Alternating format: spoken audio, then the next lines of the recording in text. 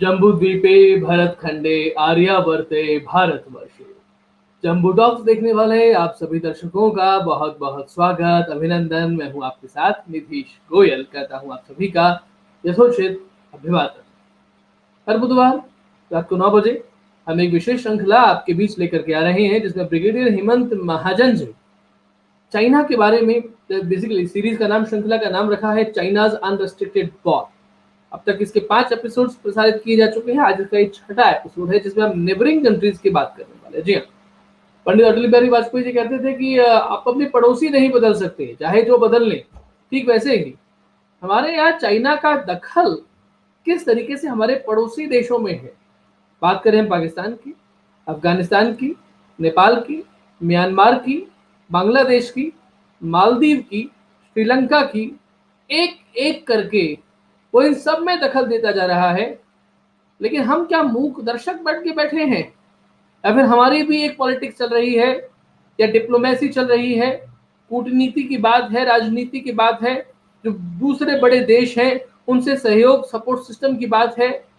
हमारी बात कहाँ तक आगे पहुंची है, इन सब के बारे में हमें जानना होगा। आइए कार्यक्रम की शुरुआत करते हैं। मैं स्वागत करता हूं हमारे बीच पधारे हुए ब्रिगेडियर हेमंत महाजन जी। ब्रिगेडियर साहब, आपका बहुत बहुत स्वागत, अभिनंदन एक बार फिर जम्मू टॉक से। Thank you. Thank you. Brigadier साहब जी, शुरुआत यहीं से करना चाहेंगे कि एक्चुअली चाइना का जो पॉलिसी है, नेबरिंग पॉलिसी, किस तरीके से दखल देना, इंग्रेस करना और एक जाल बिछाते जाना, जिसको हम वन बेल्ट वन रोड, कभी कुछ और कभी कुछ और। तो आपकी प्रस्तावना क्या रहेगी? देखिए, चाइना का ये जो सीरीज चल रहा है हमारा अनरिस्ट्रिक्टेड वॉर का, उसके ऊपर हम बात कर रहे हैं, जिसमें चाइना ने हमारे नेबरहुड में जो इन्फिल्ट्रेशन किया है, जिससे हमारी जो सुरक्षा है या सिक्योरिटी है, जिससे जो धोखा होता है, इसके ऊपर हम बात करने वाले हैं।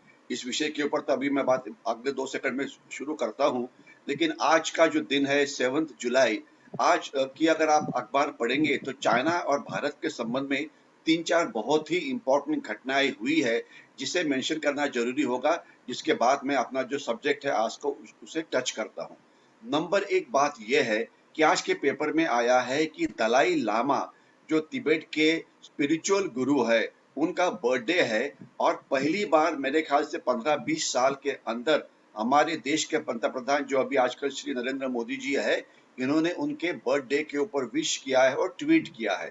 इसके पहले हमारी जो पॉलिटिकल लीडरशिप थी, इतनी चाइना से डरती थी कि कोई भी बातचीत हम तिब्बतियन के बारे में नहीं करते थे, बल्कि आज 2 लाख से ज्यादा तिब्बतियन हमारे भारत में उन्होंने आइसलम लिया हुआ है, और दलाई लामा हमारे पास जो धर्मशाला है हिमाचल में, वहां पे रहते हैं। क्योंकि कोई एक्सपर्ट बताते थे कि नहीं, ऐसे मत करो, उनको हैप्पी बर्थडे मत बोलो, क्योंकि उन्हें चाइना को गुस्सा आ जाएगा। लेकिन नहीं, हमने चाइना को एक मैसेज दिया है कि हम दलाई लामा जो धर्म गुरु है, इन्हें मानते हैं और हमें विश करते हैं।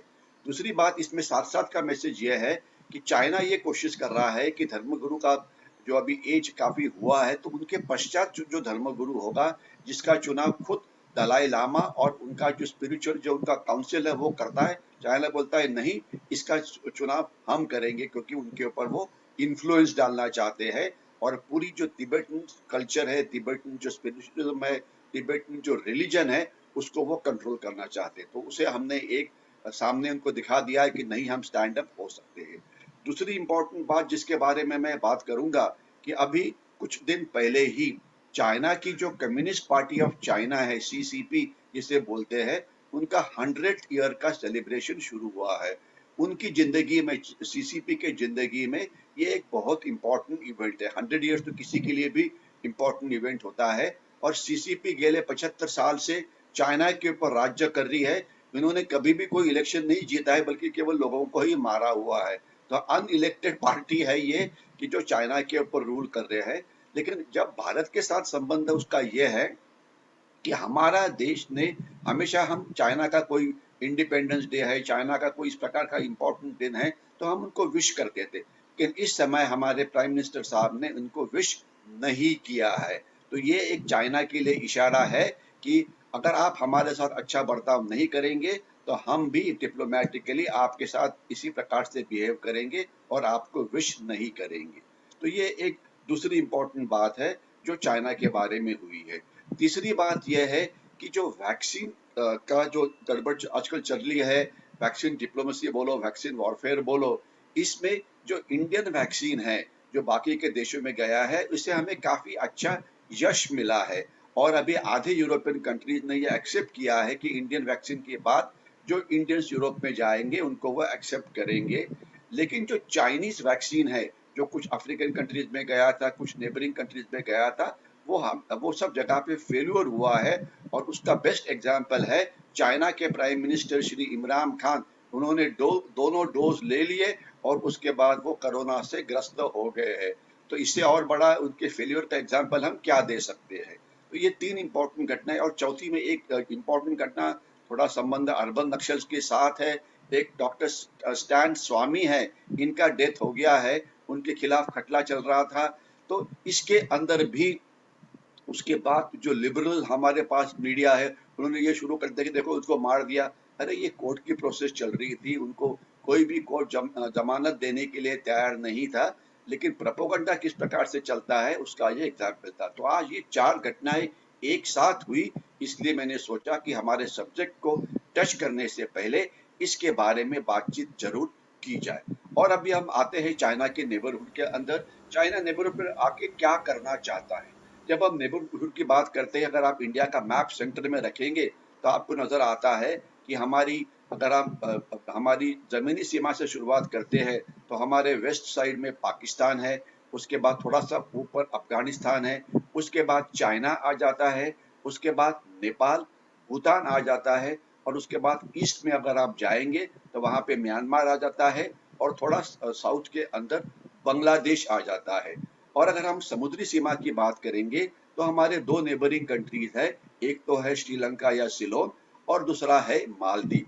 तो जब हम नेबरहुड की बात करते हैं, इमीडिएट नेबरहुड, तो हम इन देशों के बारे में बातचीत करेंगे। तो अभी ये नेबरहुड तो हमारा काफी बड़ा है, इसे इंडियन सब कॉन्टिनेंट बोला जाता है। इन सब के साथ हमारी 16,500 किलोमीटर की लैंड बॉर्डर्स है, और तकरीबन 7,600 किलोमीटर की उनके साथ समुद्र की बॉर्डर्स है, यानी कि सी बॉर्डर्स है।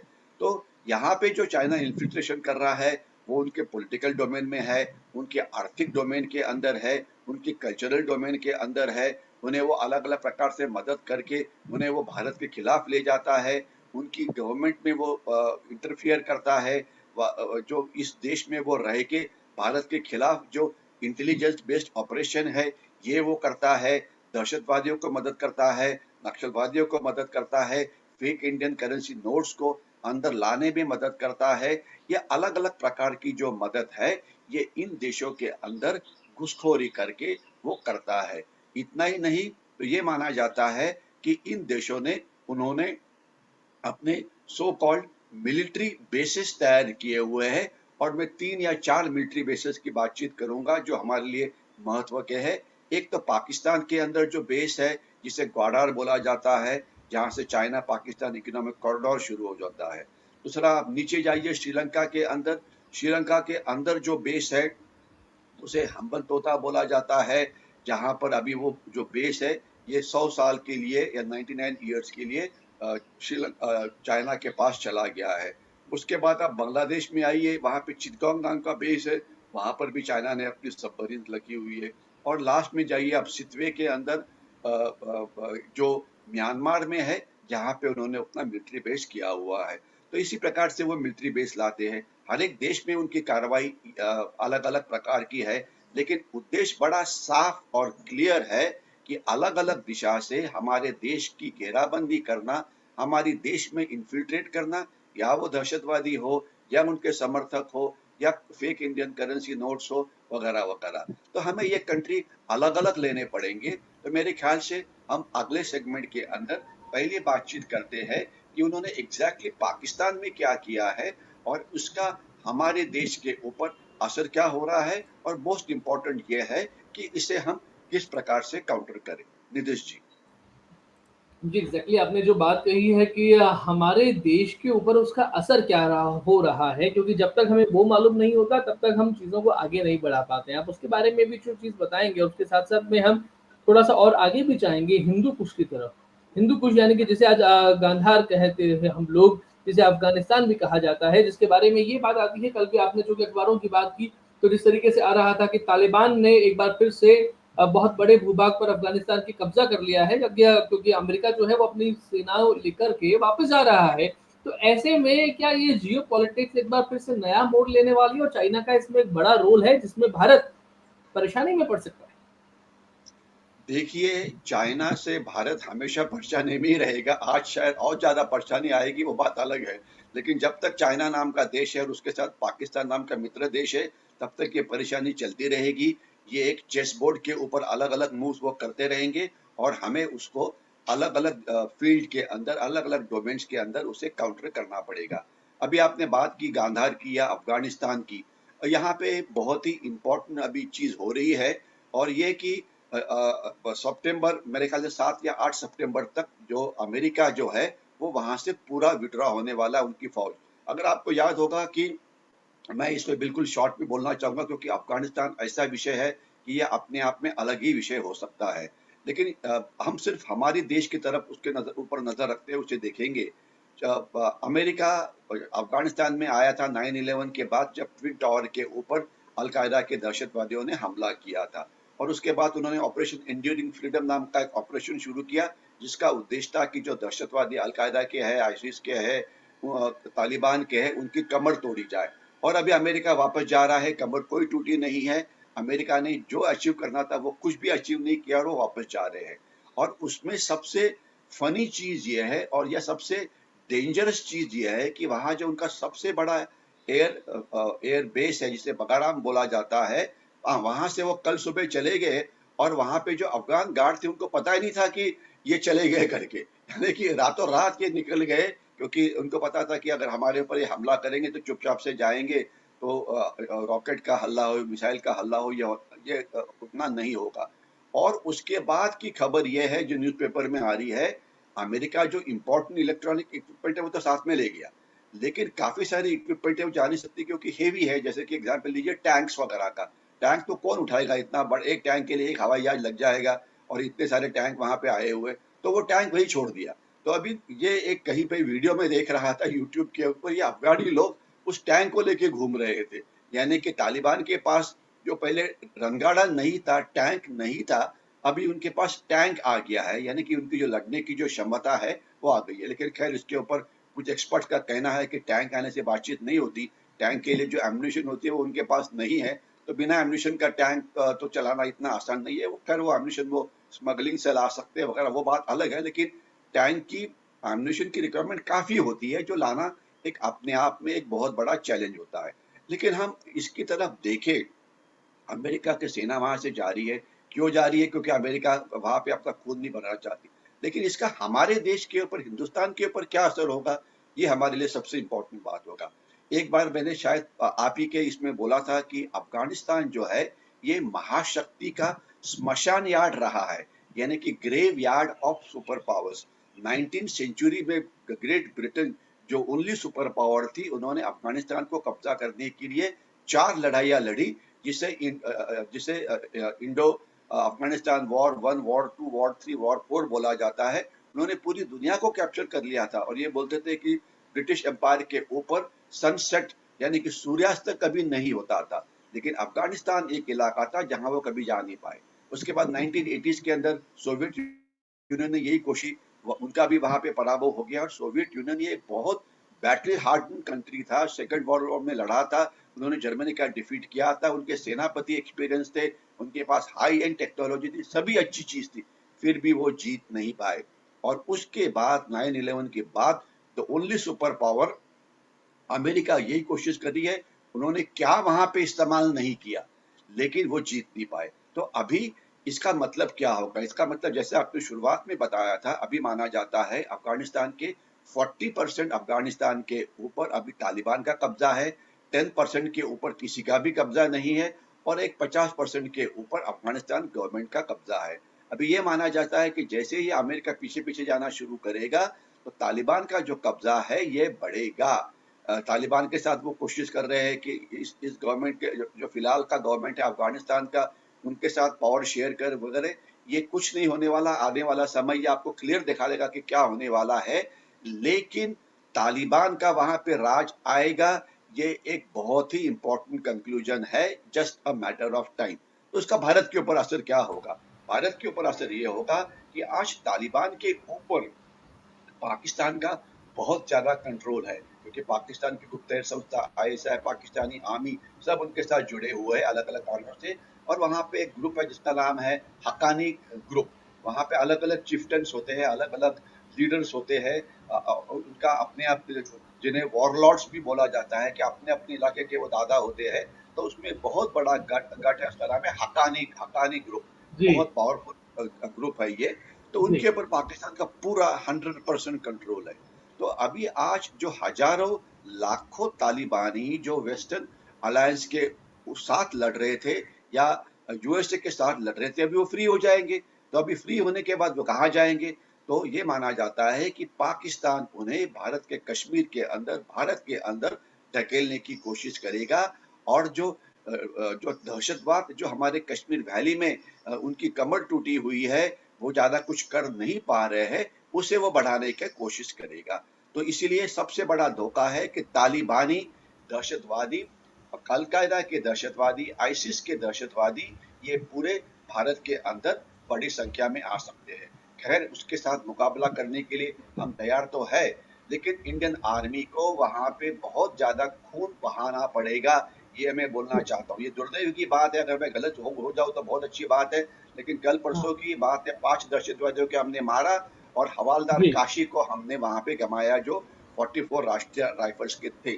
तो तालिबानी दहशतवादी आना एक बड़ा बात हो गया।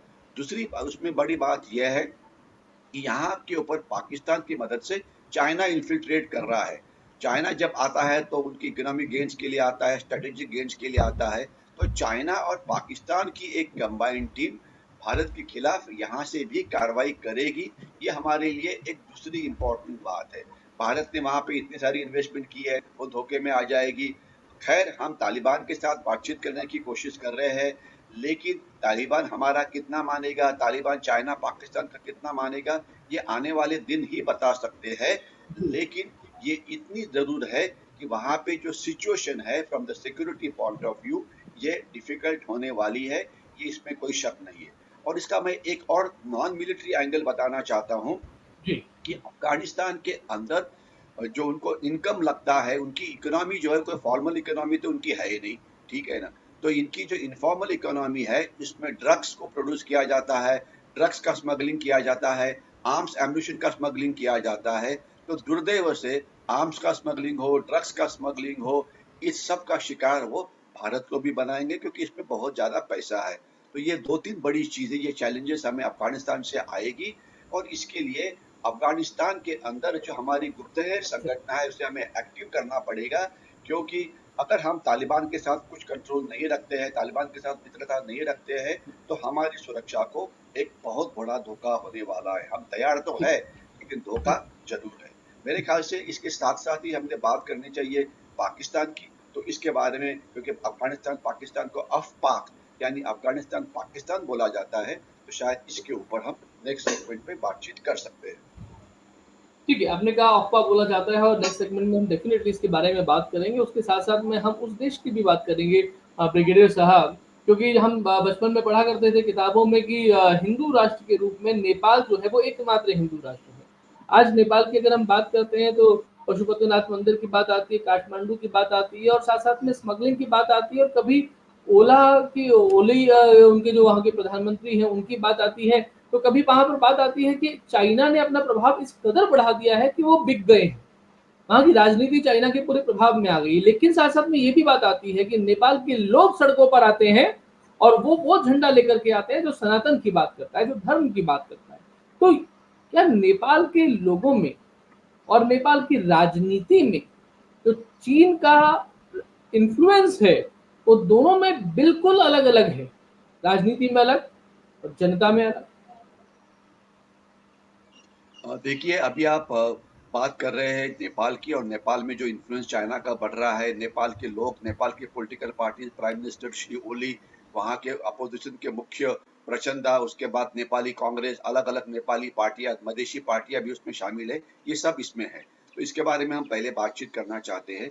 नेपाल की पहले नेपाल और हमारा जो देश का बड़ा घनिष्ठ संबंध है और हमारी तकरीबन 1500 किलोमीटर की जो लैंड बॉर्डर्स है वो नेपाल के साथ लगी हुई है। तो हमारी सुरक्षा के ऊपर नेपाल का क्या असर होता है? देखिए, इंडो नेपाल बॉर्डर जो है ये एक ओपन बॉर्डर है, यानी कि यहाँ पे फेंसिंग नहीं लगाया है, माइनफील्ड नहीं लगाया है, इस बॉर्डर के ऊपर फायरिंग नहीं होती जिस प्रकार से फायरिंग ये समझ लीजिए एलओसी के ऊपर होती है वगैरह। तो ओपन बॉर्डर है, मूवमेंट होती रहती है, नेपाली भारत में आते हैं, भारतीय नेपाल में जाते हैं। तो आज नेपाल का इस्तेमाल पाकिस्तान और चाइना जो है, खासकर हम चाइना की बात कर रहे हैं, ये एक बहुत गलत काम के लिए करते हैं, यानी कि हमारे देश के अंदर इन्फिल्ट्रेशन करने के लिए, क्योंकि ये बॉर्डर्स ओपन है। खैर, इस बॉर्डर की रक्षा करने के लिए सीमा सुरक्षा बल नाम का एक सीएपीएफ यानी कि सेंट्रल आर्म पुलिस फोर्स वहां पर है, लेकिन उनकी क्षमता जिस प्रकार से अच्छी होनी चाहिए इस प्रकार से उनकी क्षमता नहीं है। तो इसलिए वहां से क्या होता है, वहां से 3-4 बड़ी चीजें होती है। एक तो पहले वहां से फेक इंडियन करेंसी नोट्स यानी कि झूठी नोट्स आती है, 500 रुपीज की नोट फेक होती है, 2000 रुपीज की फेक होती है। तो नंबर एक भाग ये हो गया। दूसरा, वहां से ड्रग्स भी काफी प्रमाण से आते रहते हैं। तीसरा है, वहां से जो हमारे दहशतवादी है वो आते हैं। ये माना जाता है कि अगर 2020 के अगर आप फिगर देखेंगे तो काफी सारे बड़े दहशतवादी नेता जो है पिछले सालों में जो हमारी ये जो इंडो नेपाल बॉर्डर है वहां से आए हैं। अब्दुल करीम टुंडा है, तेलगी है, उसके बाद ये जो बड़े दहशतवादी है ये सब नेपाल में आए, क्योंकि नेपाल में वो पहले काठमांडू तक बाय एयर आ जाते हैं और वहां से वो लैंड बॉर्डर से वो क्रॉस कर लेते हैं, यहाँ पे क्रॉस करना आसान है। खैर, अभी हम इस बॉर्डर को उसकी जो सिक्योरिटी टाइट करने की कोशिश तो कर रहे हैं, लेकिन पूरी कामयाबी इसमें हमें नहीं मिली हुई है।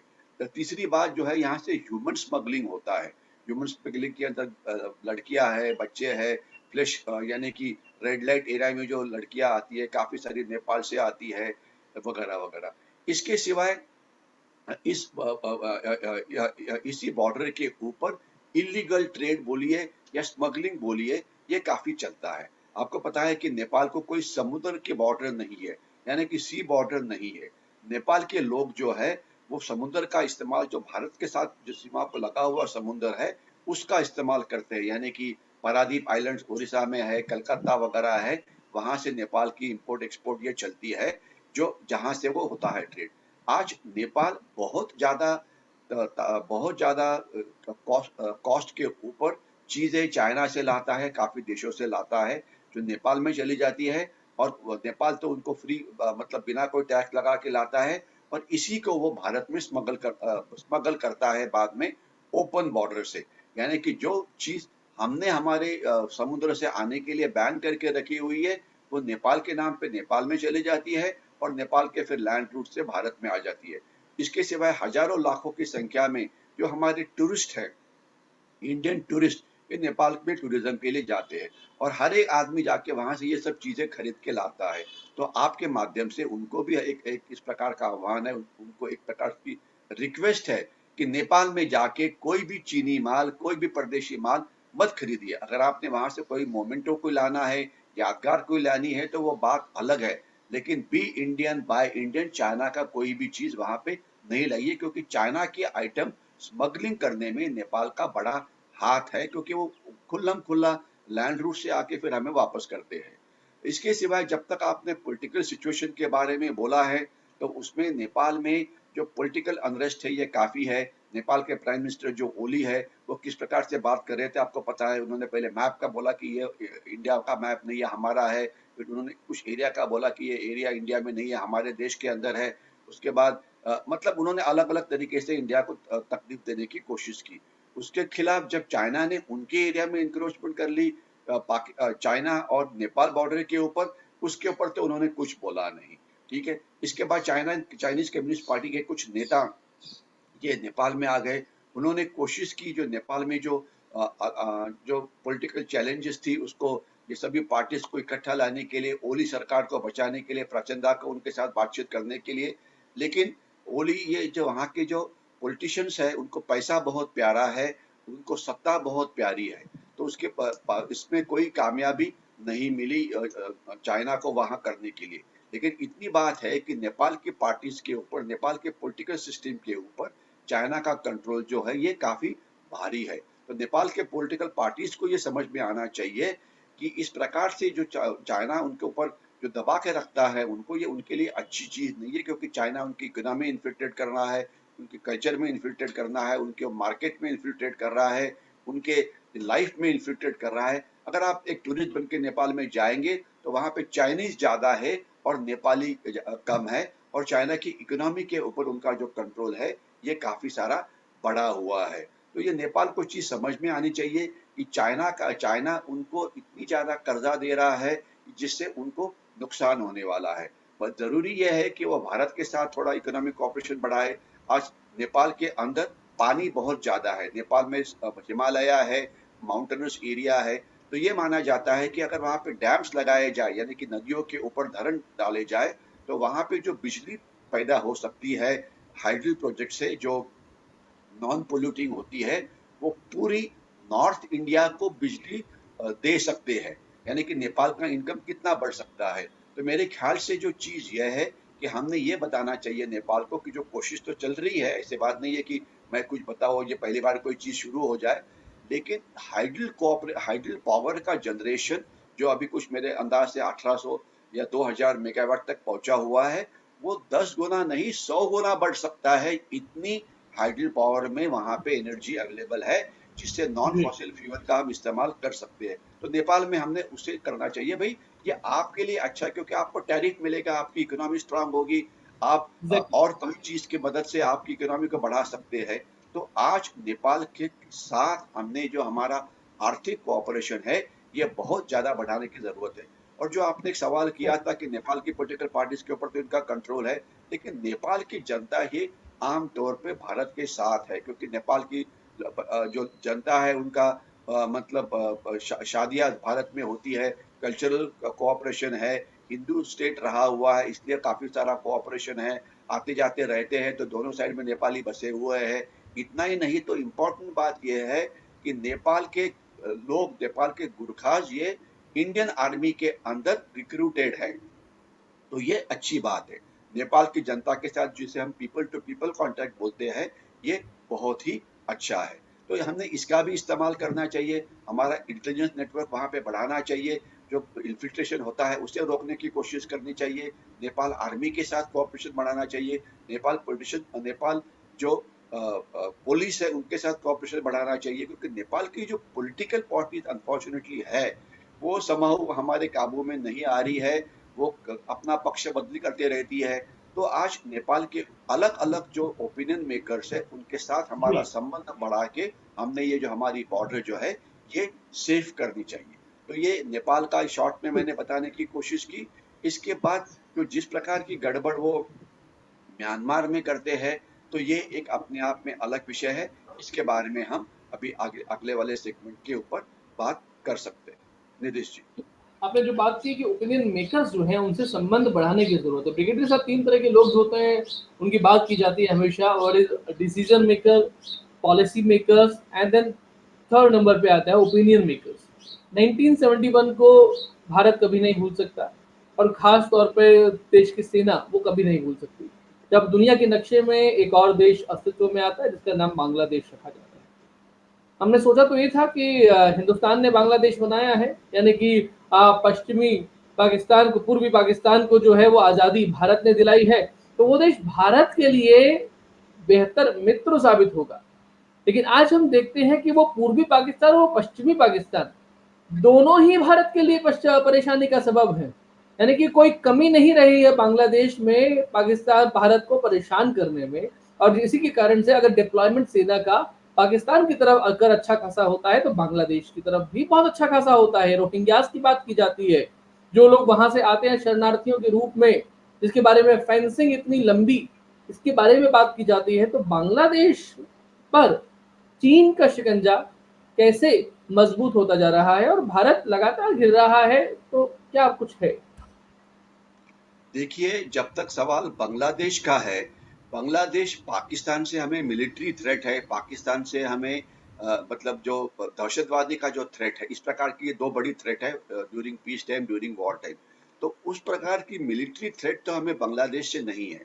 बांग्लादेश भारत के कारण बना हुआ है। जो वहाँ पे गवर्नमेंट है हसीना वाजद की, वो हमारे देश के साथ है, यानी कि वो वहाँ से हमारे साथ इकोनॉमिक कोऑपरेशन करती है। हमारा ट्रेड काफ़ी बढ़ा हुआ है। इसके सिवाय जो दहशतवादी नॉर्थ ईस्ट इंडिया के यानी कि कुछ मणिपुरी है, कुछ और है, इनके जो ट्रेनिंग कैंप जो बांग्लादेश में थे, वो बांग्लादेश ने बंद करके रखे हुए हैं। क्योंकि चाइना इसलिए कि हम चाइना और बांग्लादेश की बात कर रहे हैं, तो चाइना पहले ये जो दहशतवादी ट्रेनिंग कैंप जो थे ईशान्य भारत के दहशतवादियों के, पहले वो चाइना के प्रोविंस में थे जो बॉर्डरिंग म्यांमार है। लेकिन चाइना ने उसको वहां बाद में ढकेल के बांग्लादेश में और म्यांमार में डाल दिया। लेकिन अभी इसलिए कि हसीना वाजद का सरकार है, तो उन्होंने वो ट्रेनिंग कैंप पूरे वहां पे बंद करके रखे हुए हैं और एक दो जो थे वहां पे उनको पकड़ में भारत के हाथ में दिया है। तो दहशतवादियों के खुल्लम खुल्ला ट्रेनिंग कैंप तो अभी वहां पे नहीं है। लेकिन जो चीज बांग्लादेश कर रहा है, जिसे शायद चाइना भी मदद कर रहा है, वो ये कि बांग्लादेश ये दुनिया का सबसे ज्यादा पॉपुलेटेड कंट्री है और वो अपने उनकी जो पॉपुलेशन है जो 10-12 करोड़ से भी ज्यादा है, वो उनके बॉर्डर में रह ही नहीं सकती। और जब बारिश हो जाती है तो 40% बांग्लादेश में पानी आ जाता है। तो आज बांग्लादेश की जो इन्फिल्ट्रेशन हमारे देश में हो रही है, जो अभी भी चल रही है, कि माना जाता है 4-5 करोड़ से ज्यादा बांग्लादेशी इलीगली भारत में माइग्रेट हुए हैं। आज 35% ऑफ आसाम पॉपुलेशन ये बांग्लादेशी है। उसके बाद जो अभी वेस्ट बंगाल में क्या हुआ, वहां तो भगवान ही देश को बचा सकता है, क्योंकि वहां पे 30% तो ऑफिशियली पॉपुलेशन है, जो अनऑफिशियल पॉपुलेशन है वो तो उससे काफी ज्यादा है। और उससे क्या हुआ आप सबने ये देखा हुआ है। तो ये जो देश हमारे साथ मैत्री के संबंध होने के बावजूद वो इन्फिल्ट्रेशन को रोकने के लिए तैयार नहीं है।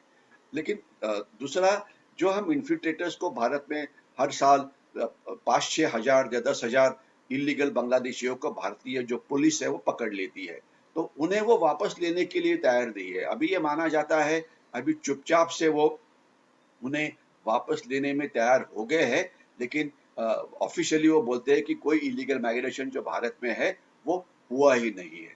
लेकिन जब तक चाइना का सवाल है, तो चाइना ने अभी किया क्या है कि चाइना ने बड़ी नेपाल को करेक्शन बांग्लादेश को बहुत मदद देते हुए उनके इकोनॉमी में इन्फिल्ट्रेट किया है। क्योंकि सबसे बड़ी बात क्या है कि बांग्लादेश की जो लेबर है, ये पूरी दुनिया में सबसे चीपेस्ट लेबर है। तो जो फैक्ट्रीज चाइना से शिफ्ट हो रही है, उसमें से कुछ फैक्ट्री ये बांग्लादेश में शिफ्ट हो गई है और चाइना और बांग्लादेश का जो ट्रेड है वो काफी बढ़ रहा है। वैसे देखा जाए तो ये हमारे लिए खराब बात नहीं है। अगर बांग्लादेश इकोनॉमिकली ग्रो हो जाता है, तो जो बांग्लादेश की जो इलीगल माइग्रेशन रोटी कपड़ा मकान के लिए जो भारत में आती है, शायद उसमें कुछ कमी हो, तो उनकी इकोनॉमिक डेवलपमेंट हमारे देश के लिए वैसे देखा जाए तो अच्छी है। लेकिन वहां पर चाइना अपना मिलिट्री प्रेजेंस बढ़ा रहा है। दो स्पेसिफिक चीजों के ऊपर मैं बात करना चाहूंगा कि उनका जो पोर्ट है चिटगांव का, वहां पे दो सबमरीन्स को चाइनीज सबमरीन्स को बांग्लादेश ने लीज किया हुआ है। लीज यानी कि भाड़े के ऊपर वो बांग्लादेश के पास चली गई है। अभी बांग्लादेश के लोगों को तो सबमरीन चलानी आती नहीं है, तो उसको चलाने के लिए जो क्रू है, जो अंदर के मेंबर्स है, वो सब चाइनीज है। तो वो क्या रहे, वो ट्रेनिंग के नाम पे जो हमारा बे ऑफ बंगाल है, वहां पे अलग अलग प्रकार की जो मिलिट्री रेकिए बोलते हैं वो करते हैं। इसके सिवाय ये माना जाता है कि अंडमान निकोबार के पास जो हमारा एक्सक्लूसिव इकोनॉमिक जोन है, इन आइलैंड टेरिटरीज के पास, वहां पे उनकी प्रेजेंस आगे आने वाले दिनों में बढ़ सकती है। और इसे अगर आप देखेंगे इन कंजंक्शन विद म्यांमार, तो ये जो थ्रेट है ये और बढ़ जाती है। यानी कि चिटगांव का एक मिलिट्री बेस के तौर पर इस्तेमाल करना, और दूसरा ये जो नॉर्थ ईस्ट के जो दहशतवादी है, ये जो दहशतवादी उनकी अभी तो काफी कमर टूटी हुई है, लेकिन चाइना ने इन सब दहशतवादियों को इकट्ठा लाने की कोशिश की है, जिसमें NSCN national security council of Nagaland Khaplang group है। इसके सिवाय मणिपुर के कुछ पीएलए नाम के ग्रुप है। एक आधा उल्फा यानी कि जो निगोशिएशंस के लिए तैयार नहीं है भारत सरकार के साथ, वो ग्रुप है। तो इनको सबको चाइना इकट्ठा ला रहा है, जिसकी अभी जो ट्रेनिंग कैंप है फिलहाल म्यांमार में है, एक एक बार फिर से बांग्लादेश का इस्तेमाल होना, इसे हम मतलब बिल्कुल ये एक पॉसिबिलिटी है। और दूसरी बात यह है कि चाइना इसलिए कि थोड़ा बहुत पाकिस्तान का इन्फ्लुएंस बांग्लादेश के ऊपर है, खास तो जो रिलीजियस ऑर्गेनाइजेशन जो बांग्लादेश में है, जिसमें मैं एक का नाम लेना चाहूंगा, जमात इस्लामी, जो एक बहुत ही पावरफुल रिलीजियस ऑर्गेनाइजेशन है। तो उनकी मदद से रेडिकलाइजेशन, उनकी मदद से जो हिंदूज वहां पे रहे हुए हैं, उन हिंदूज के ऊपर हमला करना। मैं आपको बिल्कुल शॉर्ट में बोलना, अभी शायद समय की थोड़ी जी मुझे टाइम नजर आ रही है, तो मैं ये बोलना चाहूंगा, जब हिंदुस्तान और पाकिस्तान अलग देश हो गया था और जब बांग्लादेश ईस्ट पाकिस्तान था, तो वहां पे 25% जो पॉपुलेशन 1950s के अंदर बची हुई थी, वो हिंदू थी। मैं रिपीट कर रहा हूँ, हिंदू पॉपुलेशन थी। और आज ये माना जाता है कि आज के बांग्लादेश में इसकी परसेंटेज ये 8% से भी कम हो गई है। यानी कि ये जो 25 से अगर आप निकाल दो, 17% हिंदूज कहाँ चले गए हैं। तो काफी सारे मारे गए हैं। आपको पता होना चाहिए कि ये जो आपने 1971 के वॉर की बात की थी, वहां पे 40 लाख बांग्लादेशी मारे गए थे, लेकिन इस 40 लाख बांग्लादेशी के अंदर 30 लाख ये हिंदूज थे। एक गैरी बॉस नाम का ऑथर है, जिसकी किताब के मैंने मेंशन एक बार पहले भी आपके इसमें की थी, इस पे ये इंफॉर्मेशन दी हुई है। हम बोलेंगे तो बांग्लादेशी मारे पाकिस्तानी आर्मी में, लेकिन ये हिंदूज थे। तो हिंदूज की वहां पे हालात काफी खराब है, और अभी भी हिंदूज के ऊपर हमले किए जाते हैं, रिलीजियस परसिक्यूशन है, उनको रिलीजियस कन्वर्शन के लिए उसके ऊपर प्रेशर डाला जाता है। इसके सिवाय सबसे बड़ा वहां पे जो प्रॉब्लम है वो लैंड ग्रैबिंग का है। यानी कि आज ये माना जाता है कि हिंदूज के पास जो लैंड थी, तकरीबन 50-60% लैंड इन्होंने पहले ही ग्रैब करके रखी हुई। जब आपकी लैंड ही ग्रैब हो जाती है, आपके पास रहने का कोई साधन नहीं होता, तो ऑटोमेटिकली आप वहां से भागने की कोशिश करते हैं।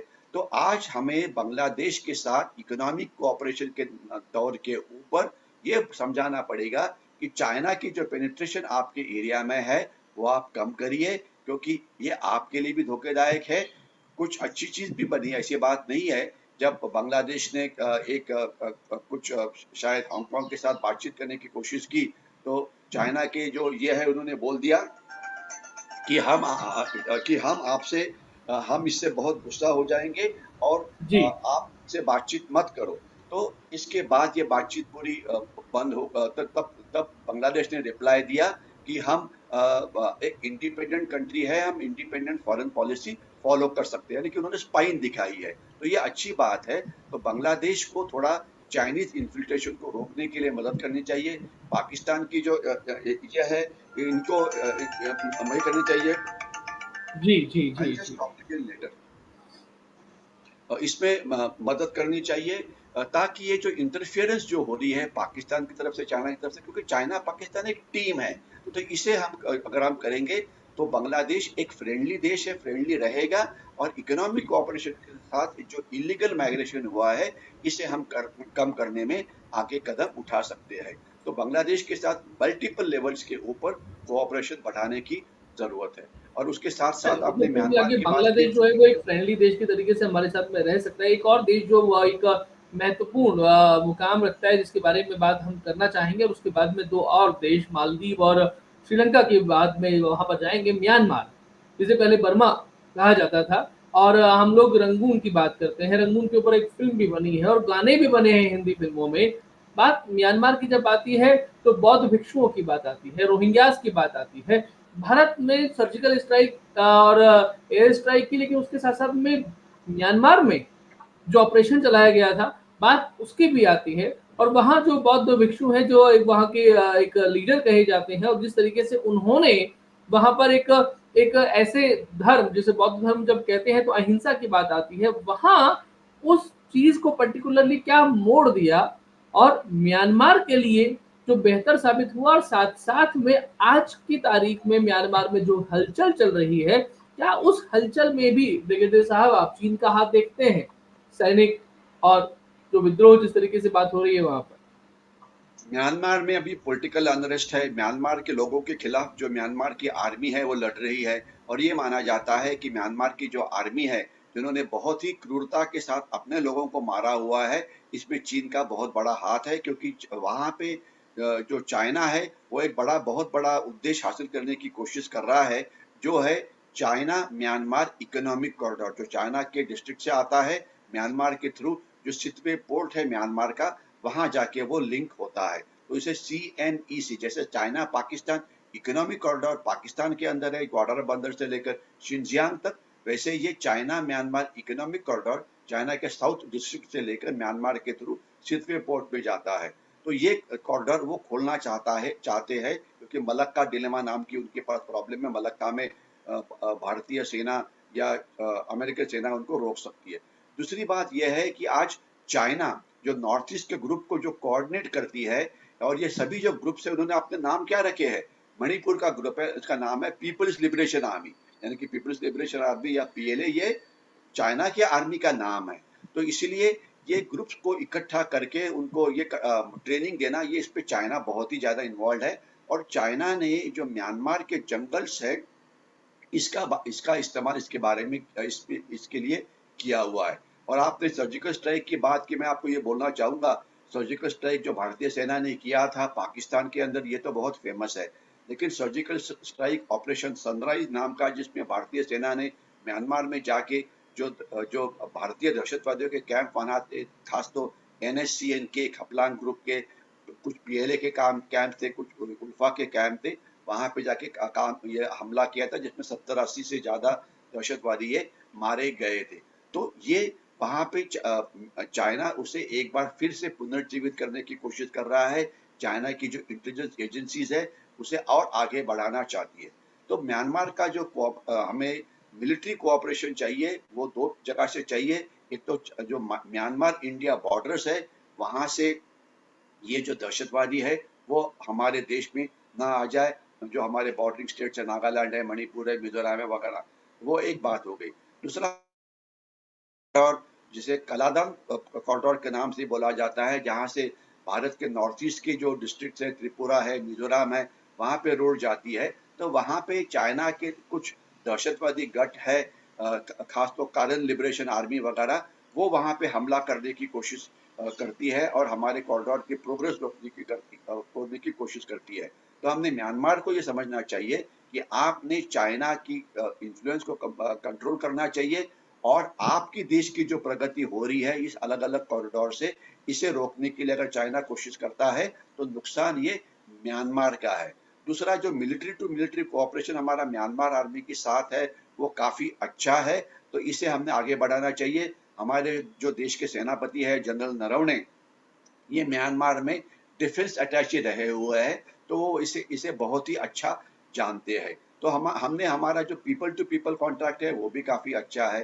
तो हमने हमारा जो कॉन्टैक्ट चाइनीज म्यांमार आर्मी के साथ है, म्यांमार के लोगों के साथ है, म्यांमार के मिलिट्री के साथ है, इनका इस्तेमाल करते हुए चाइना के जो इनरोड्स इस देश में हो रहे हैं उसे कम करने की कोशिश करनी चाहिए। और सबसे इम्पोर्टेंट यह है कि जो नॉर्थ ईस्ट की जो इंसर्जेंसी को रिवाइव करने की कोशिश कर रहा है चाइना, म्यांमार की में कैंप तैयार करके, वो उसे रोकना चाहिए। और हमारे जो इकोनॉमिक कॉरिडोर है, खास तो कलादम कॉरिडोर, उसे जो धोखा है वो कम करना चाहिए। और इसके सिवाय हमारा म्यांमार के थ्रू एक रास्ता जाता है लुक ईस्ट पॉलिसी के अंदर, जो उसके बाद थाईलैंड और वियतनाम में पहुंच जाएगा। तो इस रोड को कोई धोखा नहीं होना चाहिए, ये चीज हमने रखनी चाहिए। तो म्यांमार के सामने इकोनॉमिक कोऑपरेशन का एक कैरेट रख के हमने हमारे संबंध मजबूत करने चाहिए, ताकि हमारी जो स्ट्रेटेजिक कोऑपरेशन के साथ बढ़ती रहे और हमारी जो सुरक्षा की जो आह्वानें है ये कम होती रहेगी।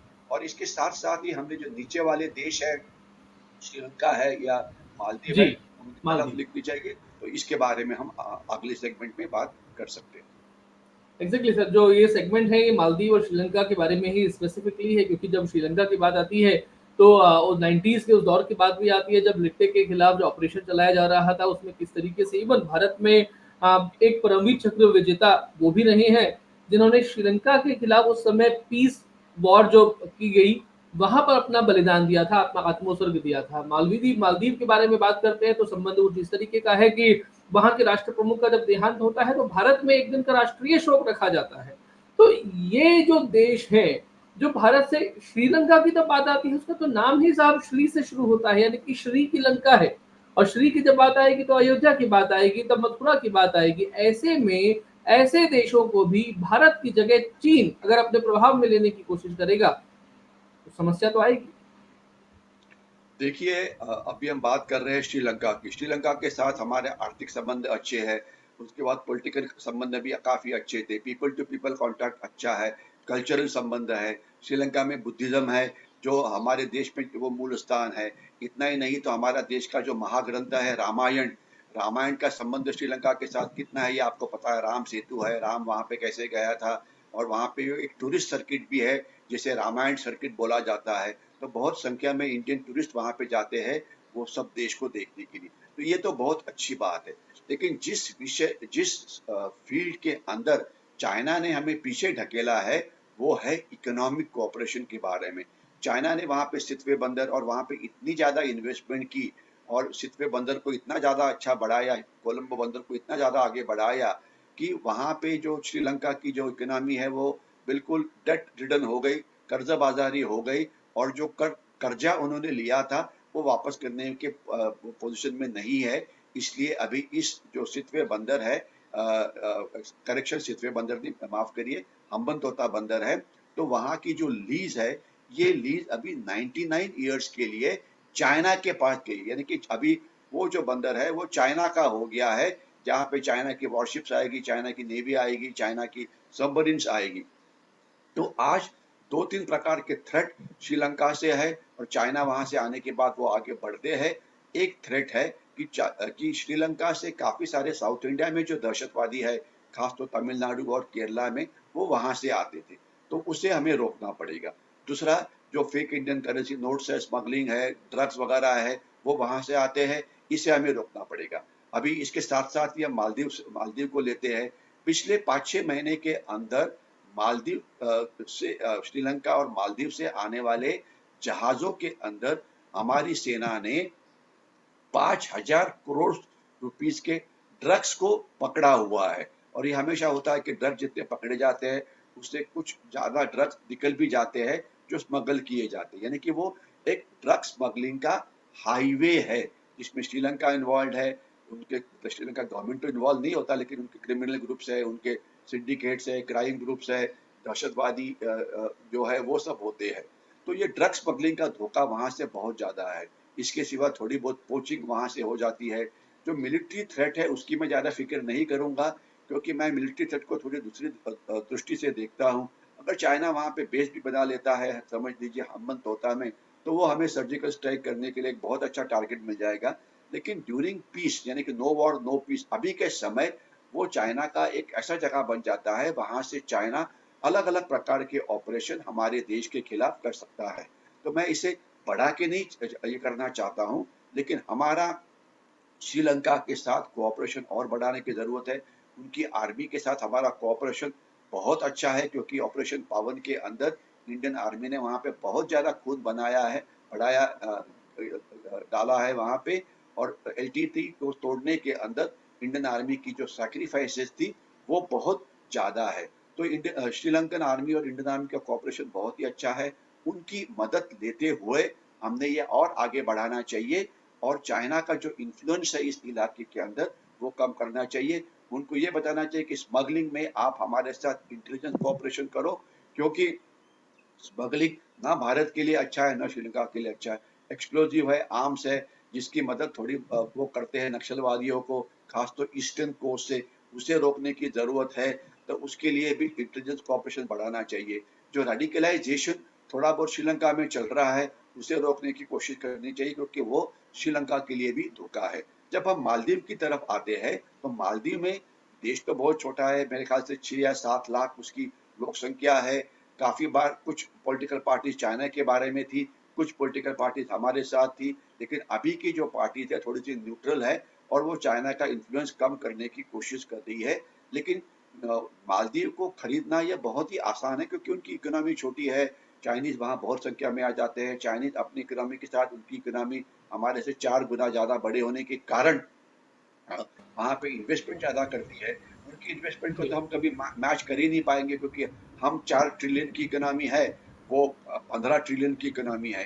तो करने की जरूरत यह है कि जो हमारी इन्वेस्टमेंट वहाँ पे होती है जो कम होगी, इसमें हमने हमारे जो इतर मित्र देश है, यानी कि जिसे हम क्वाड्रिलैटरल कोऑपरेशन बोल सकते हैं, जापान है, ऑस्ट्रेलिया है, यूएसए है, ये कंबाइंड अगर हम आर्थिक डेवलपमेंट में चारों देश इकट्ठा होकर स्ट्रेटेजिक कोऑपरेशन करेंगे, तो चाइना की जो इन्वेस्टमेंट जो श्रीलंका में बहुत ज़्यादा है, जो मालदीव में बहुत ज़्यादा है, जिसके कारण वो उनके नीचे चले जाते हैं, इसे कम करने में हमें कोशिश हमें मतलब सक्सेस मिलेगा।